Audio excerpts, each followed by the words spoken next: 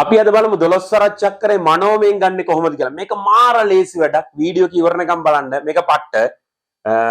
අපි 12 වරක් එක. මම මෙන්න මෙහෙම ලියනවා. දන්න දේ එකේව තුනක්. මම එකතු කරනවා. 1 1 2යි මෙතන 1යි. එහෙනම් 12 වරක් එක 12යි.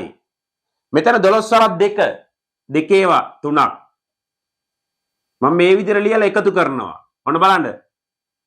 4යි 2යි 24යි. හරි පහසුයි. ලේසියෙන් මතක තියාගන්න පුළුවන්. 12 වරක් 3. එහෙනම් මම 3 3ක්.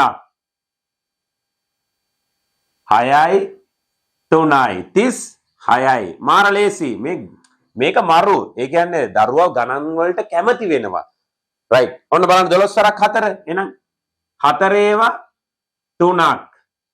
4යි 4යි 8යි 4යි. එහෙනම් කීයද 48යි. 12 වරක් 5. එහෙනම් කීයද 5 3ක්. 5. දැන් මේක බලන්න 5යි 5යි 10න් බිඳුව දැම්මා. එකක් ඉතිරි. ඒක ගේන්නේ මේ පැත්තට. 5යි 1යි කීයද 6යි. එහෙනම් මෙතන උත්තරේ කීයද 60යි. මේක ලේසි. 12 වරක් 6. එහෙනම් 6 3ක්. 6යි 6යි 12යි එකක් ඉතුරුයි. ඒක මේ පැත්තට එනවා 6යි 1යි 7යි. එහෙනම් 72යි. 72යි. 12 වරක් 7 මම මෙතන ලියන්න. 7 3ක්. 7යි 7යි 14යි එකක් ඉතුරුයි.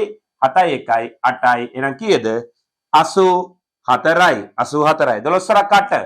8 3ක්. ඔන්න 8. 8යි 8යි 16යි එකක් ඉතුරුයි.